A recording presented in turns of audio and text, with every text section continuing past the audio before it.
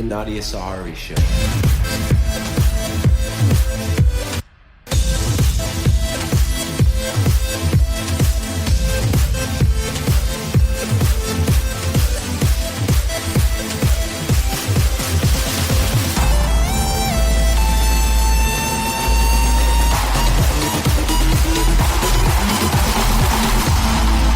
Nadia Sahari Show. Good evening, everyone. Hello, I'm Nadia Sahari, and you're listening to the Nadia Sahari Show. And today's date is April 12th, 2019. And wow, I have a great guest today, and I can't wait to introduce her. But first, I want to say that the reason I have this show is because we all have a dream. We have a dream to write a book, to act in a movie, to get a record label, or to start our own business. And this is the show that will help you and to give you ideas on what to do and to carry on with your dream and never to give up. I invite my guests who share their journeys, their challenges, and their successes, and how they did it and how they're doing it still. And today's guest has been in this business for quite some time. I'll let her tell us about it. She is incredible, and she's a traditional Chinese medicine specialist and the author of an upcoming book named Conceiving with Love, which we're going to discuss. And I want to introduce Denise right now to you. Without any further ado, Denise Wiesner, welcome to the Nadia Sahari Show. Well, thank you so much, Nadia. I really look forward to meeting you, too. I know. It's been how many years? We talk over the phone. I know. Or we text or we chat, but never face-to-face. And I've done that with a lot of people, but I feel like I know you. So I don't feel like you're a stranger or anything. I mean, that's how I am. This is me. So anyway, you are so multifaceted, and so you have 25 years of practice in yoga, acupuncture, and you've helped thousands of couples reconnect and conceive. You are mostly into the fertility perspective. So let's talk about your methods and how you do this. How do you work this? You have what we call Western medicine, and you have the ancient Chinese method. Talk to us a little bit about what you do. Okay. I'm a traditional Chinese medicine practitioner, and I've been doing it a while. So I use a combination of acupuncture and nutritional counseling and herbal medicine, along with a lot of lifestyle counseling for my patients who want to conceive, and actually for all my patients. But especially for the people who want to conceive, or because there's not a lot of places to go to where you really get to talk about what's going on or what are the hindrances to making a baby. As easy as we think it should be, for many of my patients, they struggle. And so doctors don't have a lot of time to talk about kind of what's going on in a person's real life, and don't really have time to talk about what they should eat or what they should take. And so I really fill in those gaps for the patients. Wow. Okay. And is acupuncture one of those methods that helps the people to in the fertility area of, getting pregnant and of getting whatever the body needs to produce this, to make a baby? Actually, acupuncture is one of the modalities I use because what it does is it helps to kind of regulate the endocrine system. So that's really kind of regulate the hormones, if you will, because there's a direct effect on the pituitary, which is like the master gland in the brain that helps regulate hormones. And so we can access that through the acupuncture needles in the face and the body, and help the body kind of become more in balance, like energetically. I've always wanted to get acupuncture, and I just never got to it. And I've got to do it one day, just so I can say that I did it, and maybe it would help me. I've never really understood too much of it. I was looking at your website, and I was reading, and I was amazed at what acupuncture can do. It can really heal a lot of different things about your body. And you mentioned that it's the body, mind, and spirit that is healed with acupuncture. And I was fascinated by that. And I was looking at everything on your website, and I learned quite a few things about it. I mean, that it can actually heal a lot of symptoms that we have, and especially in my case, it would be hormone therapy. Yeah. So I was shocked about that one, because I use bioidentical hormones and cream, and here acupuncture might just solve my problem. You know, for a lot of women, and some of my population are women that have had cancer where they can't take bioidentical hormones. Right. And there's been studies that say that acupuncture can and herbal medicine can help with like hot flashes and night sweats, and it's a good addition to what people are doing. Yeah. Yes, and you're also into the herbal medicines. Yeah, I try to write custom formulas. What's really nice about Chinese medicine, and I really like a lot, that's very different from Western medicine, is we kind of look at patterns of imbalance. Yes. So we look at like these symptoms that in Western medicine they don't always ask. So a person will come in, let's say that they have hormones that are like let's say they're not getting their menstrual period every month, and there's some problems. Instead of just focusing on their ovaries and their uterus, I'll look into their digestion or their sleep or all sorts of things about them, their temperature. And then we put together all these kind of, it's like a kind of a puzzle. There's a little bit of this finding out about their sleep and this, and we put together this whole pattern based on what's going on in their whole system and what's going on with them emotionally, because maybe there's some blockage and we have to address that. So it kind of looks at everything as a whole as opposed to just parts. Yeah? Yes. And I believe in herbal medicines. I really do. And I especially, I know they're great for the immune system. They build up the immune system and your digestive system, and probably a lot of other things. They fight infections and depression. And I know that I've done the herbal thing, and I do love that, and I try to stick to that. It's very hard, but I try. and I'm into, right now I'm kind of like a vegetarian, so I get into this phase thing, and so organic vegetarian. Yeah, that's great. Yes, I'm trying.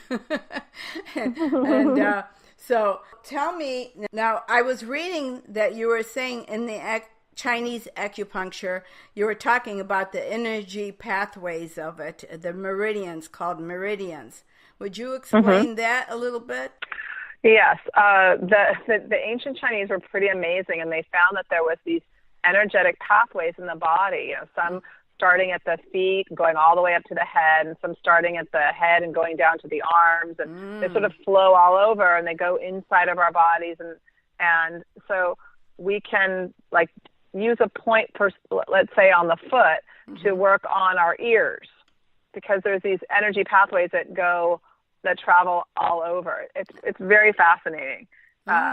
So and there's 12 of them. 12, we say 12 major meridians of these points that have acupuncture, these energy channels that have acupuncture points on them. Wow. I was very fascinated by your website, and I read a lot of stuff.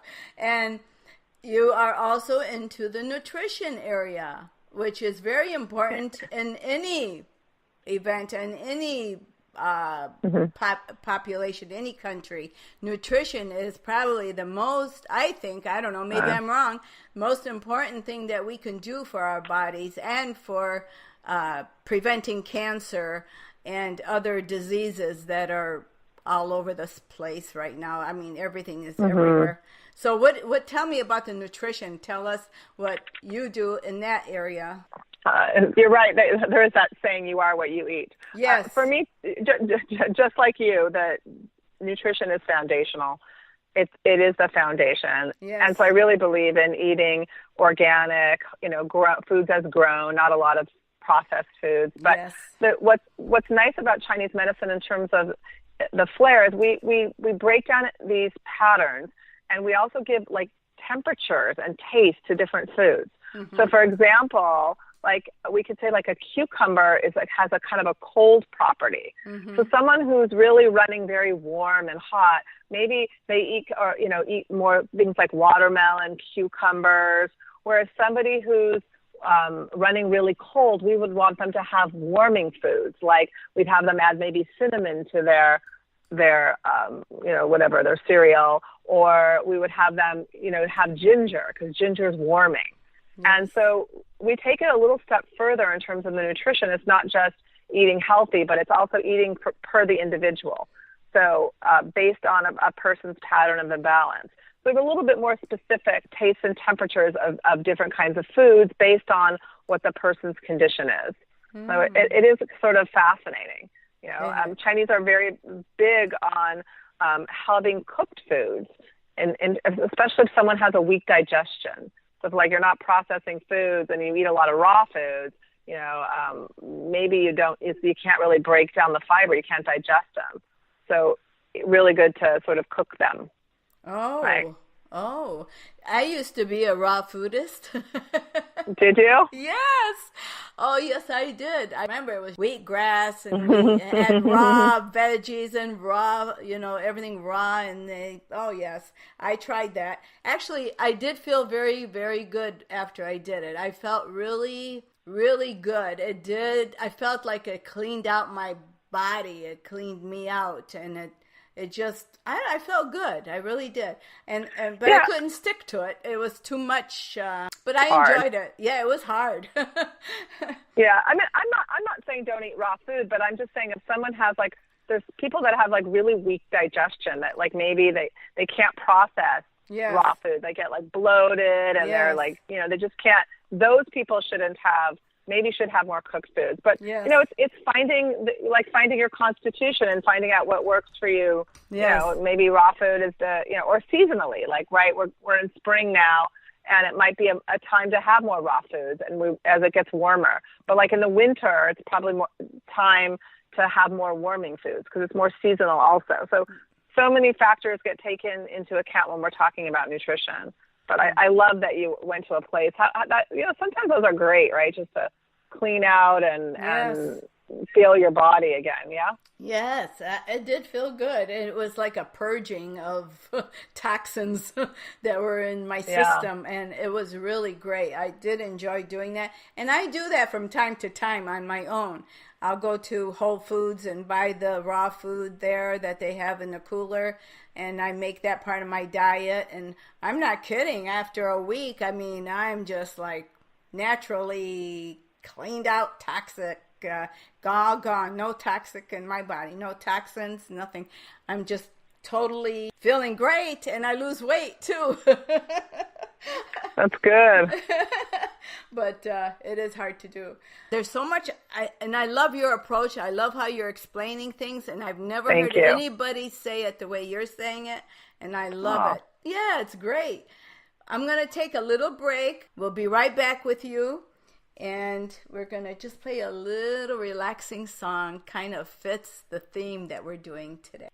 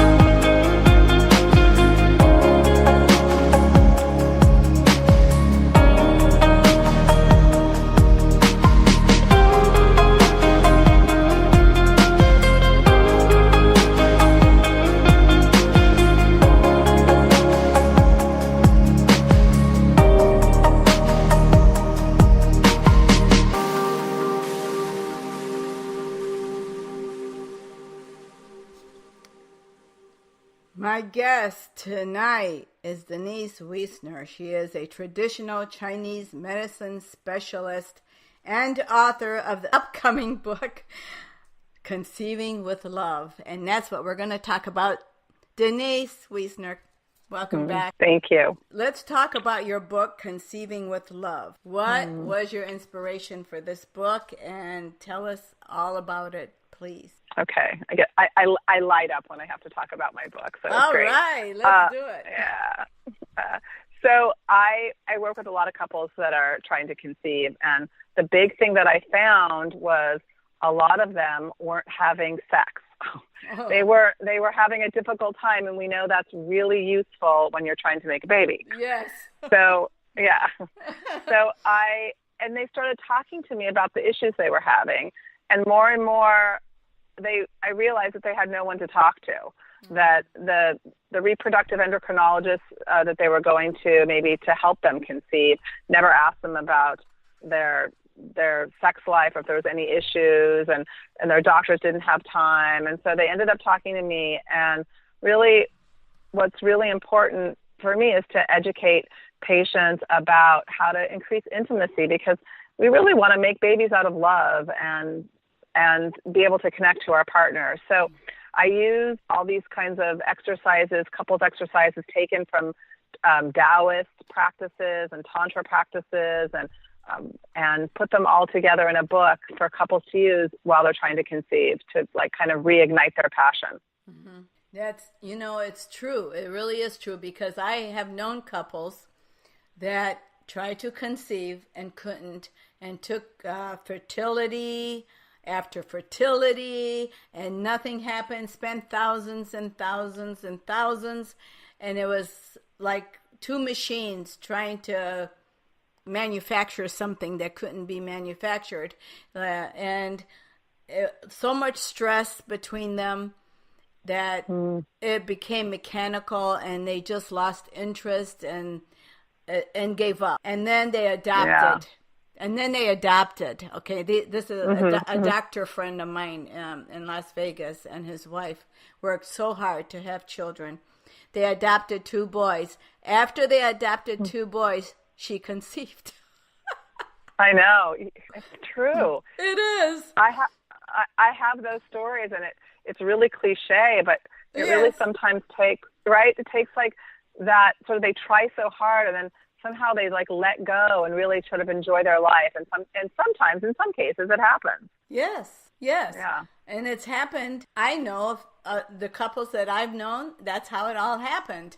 And when they had no stress about it, and they like you said, they let go, and they adopted, they didn't worry about it, and she gets pregnant. Oh. I have those stories. I have those stories too. But my couples that are going through it, when you can't really say to someone like, hey, just relax, it will happen, because it's far from that for a lot of people who are trying to conceive. So it's really about kind of re-engaging the relationship, re-engaging the connection to themselves that often gets lost. So my book even goes into a little bit about nutrition and stress and trauma, where people are holding trauma in their bodies, maybe from the past, or old belief systems that don't work anymore. Yes, you're right. You're absolutely right, because that is what happens too. And there's no romance, and I think that gets lost, and the love kind of gets lost. And it's like you said, and then they're not interested in the sex anymore, because it's become so mechanical, and they lose a lot of other things on the way, give up. And I've seen that too. So your book is, I love the cover. It's beautiful. Well, thank you. Yeah, I love it. And yeah, I do.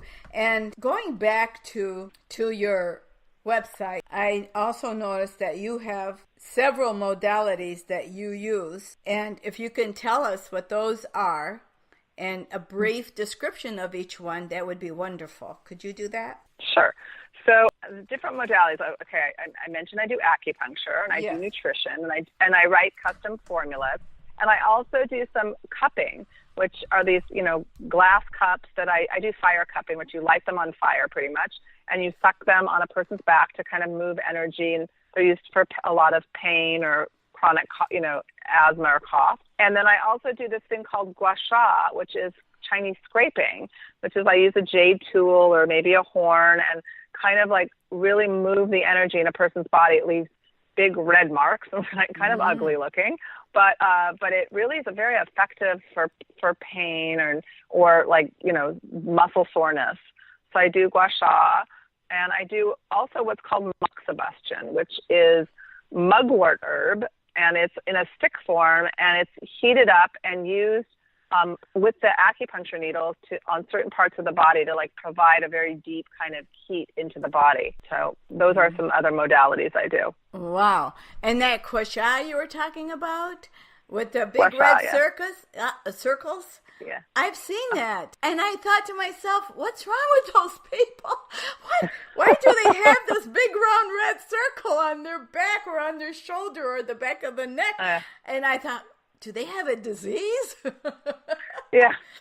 That's probably that's from cupping. Those round circles are from those ugly marks that are left from cupping. Yeah. Yeah. I never knew that until you just told me, because I'm sure not going to go up and ask them, what's wrong with you?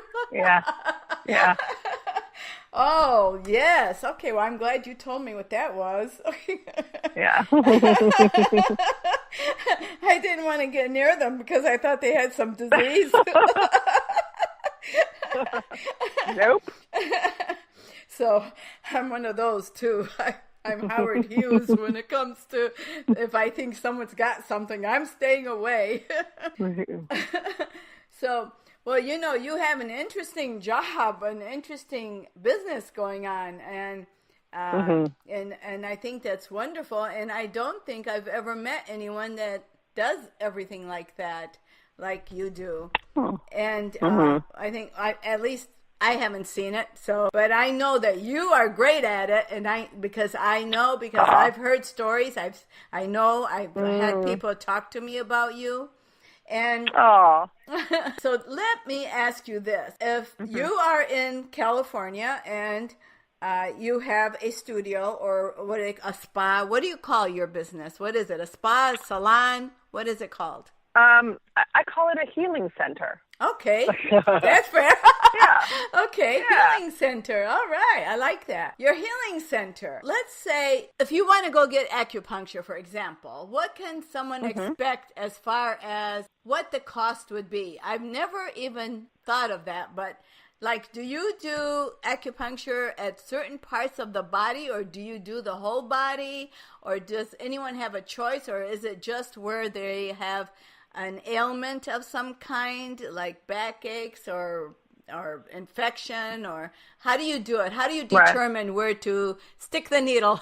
Well, I mean, people come in and usually have a consultation in the beginning. Okay. And we go over all your body systems because I mentioned earlier, everything's connected. Like even people, believe it or not, that have like low back pain, sometimes there's other reasons for low back pain. I mean, sometimes people are not feeling supported in their lives, and you start digging deeper into what's going on, and you find, not only, do they have maybe, they've done too much exercise, but maybe they don't feel supported. And so I look at all the systems, and that's a sort of an initial consultation.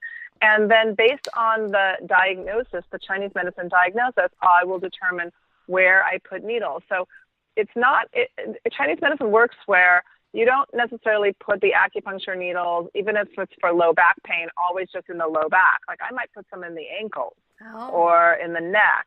So there's we really needle all over the body for conditions. It's not just in that localized area. Okay. And so, so that's kind of how it works. There's always like an initial consultation and treatment in my clinic anyway. And then there's follow-up treatments. Oh, cool. So when you need something done for you, like acupuncture, do you go to someone else to do it, or do you have someone in your healing center to do it? Yeah, I mean, in my healing center or my clinic, definitely people work on me. In fact, I just had one of my colleagues work on my neck because I was getting a really bad headache. And she was she not only did some acupuncture, but then she also used her fingers and did some massage. We do body work in my clinic too. So she dug in and it really relieved my headache. Very grateful. That's great. Yeah. I like to get it more than I do. Yeah. I think that's great. And I think you should do it. I think I wouldn't. I think I'd be doing it all the time. Yeah, of course. Just to have that relief, because you work hard at what you do, and you have a lot of knowledge, and you do a lot of things, and so you need to have some relaxing moments. Yeah, I try to walk my talk. I don't think it's good if one doesn't walk the talk. Yeah. That's right. So tell me, if somebody wants to get into starting a business of their own as an acupuncturist or nutritionist or whatever, what advice would you give someone on how to begin? What are there special degrees they have to get, or certification, or anything like that you need to get? Yeah, there's acupuncture schools, and they're all over the country. And then so that I would look into going to acupuncture colleges, and they have sort of different requirements based on the states. And then there's different state licenses. Like California, where I practice, has their own state license, their own state board, whereas other states have their own licensing, or there's also a national certification. So I would start out looking at acupuncture schools for that. And that's, traditional Chinese medicine. There's also like naturopathy schools that teach a little bit of acupuncture, but also go into other things like supplements and nutrition. So there's probably two options. If you want to just do straight traditional Chinese medicine, that would be acupuncture school. Oh, cool. Well, you just triggered something in my head that I have to ask you about. What do you think of vitamin supplements? Do you think those work? Do you like that? Do you do it? And do you recommend it? I think that there's so much controversy over vitamin supplements, right? Yes. I mean, I think it's specific to the individual. So, for example, one of the tests I can run in my office is a test that measures what kind of vitamins you have in your blood. So, it'll specifically say if someone's low in antioxidants. Yes. And therefore, if someone's low in it, we can give them some antioxidants to take. But I am a believer in specific supplements for specific people. I mean, I work on fertility, right? And there's a lot of supplements that are really good for sperm. And there's research, like zinc, and sometimes it's hard for men to eat as much of what they need, or we live such a stressful lifestyle that these antioxidants get depleted. Yes. So taking a supplement can be a very effective way of getting those to help sperm. And I've seen it improve sperm counts amazingly. Really? So I do believe in supplements. Okay, good, because I take them. Oh my God, yeah. Oh, good. Okay. Wow. How can we get your book, Conceive with Love? How can the audience order it or buy it? And what is your social media that they can go to and follow you, like you, and see what you're doing? My book is on pre-order. It'll be out in May on Amazon. I think you can also go to the publisher, which is Shambhala, and go to their website and order it. Following me is my Instagram is at Denise Wiesner L.A.C. Stands for licensed acupuncturist. And I will be coming out with my own website, denisewiesner.com. Follow me and do some calls with me, or if people want consultations and they don't live in Los Angeles. So, and then I guess, because I'm starting to do a little bit more consulting over the phone and on video. Oh, that's nice. I like that idea. Yeah. Are you going to do it over Skype also? Yeah, I've been using Zoom and doing like some couples work over Zoom. That's been really powerful. Yes. And it's really, it's great. It's really, it really feels like there's not so much separation anymore, right? I can work with people all over the country and over the world. It's amazing. I know. It's incredible. Well, I would love to have you come back to the show, because I know there's a lot more that we can glean out of you, because you have so much information and so much talent and knowledge about things. and especially when your book comes out. I really enjoyed having you on my show, and I'm so glad that we did it, and we'll do it again. If you'll come back, that would be great. Absolutely. So I loved it. Okay, and I loved it. And Denise, I can't wait to see your face in person. Me too. So I want to say thank you so much, and I really enjoyed it. And you have a wonderful evening. I know you need rest because you've been working hard, girl. You've been working hard. Thank you. Thank you so much, Nadia. You're welcome. Yeah. That was Denise Wiesner, and you can look her up. And she told you the website, and she told you her social media. And she is a traditional Chinese medicine specialist. She's the author of the upcoming book, Conceiving with Love. And she is very multifaceted. I loved what she had to say. She was very knowledgeable in so many areas: nutrition, fertility, and healing, acupuncture. Very, very, very talented, very knowledgeable. And herbs, which I really, really love. So I will be one of her patients since she's doing this on video. Well, I want to thank you all for joining me here on the Nadia Sahari Show. And the conversations I have are wonderful with everyone. All my guests have so much knowledge, and they are successful, and we all have something to glean from everyone. No one knows everything. No one knows it all. No matter how many degrees you can have, you'll never know everything. Nobody will. Sharing our knowledge is wonderful, and helping each other in any business or any art or anything that we write is really good. It is going to help someone. What Denise Wiesner told us today is going to help a lot of people out there. Anything that you do is going to help somebody to know what to do or how to do it, and how to manage things themselves, and how to develop and live their dream that they've had forever and ever. We all have a right to live our dream. We all have a right to free speech and to teach each other without anyone putting a muzzle on anyone or on us. We are a free people, and don't forget who you are. You are free, so you deserve to live your dream. You are worthy. And as I have my quote in my book, Breakaway, The Road to Freedom, it is by choice and not by chances that we change our circumstances. And if you do that, you will get your dream. You will do what you want to do. And thank you so much for listening to the Nadia Sahari Show. And I would love it if you would go on my website, on my social media. I have 8 platforms. You can download any show you want. They're all there. Denise Wiesner is there. She will be there. And you can follow, you can like, you can subscribe. I'm on everything. I'm on Spotify, Google Play, iTunes Store, everywhere. You can get information anytime, 24/7. You can listen to any of my shows. And if you have a story to share, go to the NadiaSahariShow.com website, email me, and let me see what you have. And I will read it, and I will reply. So for now, I say good night, and God bless you all.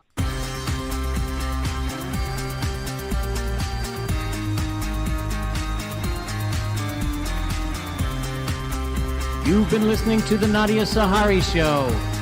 Follow us on Facebook, Twitter, Instagram, and LinkedIn. Plus, get your free podcast from the iTunes Store. And remember to tell your friends.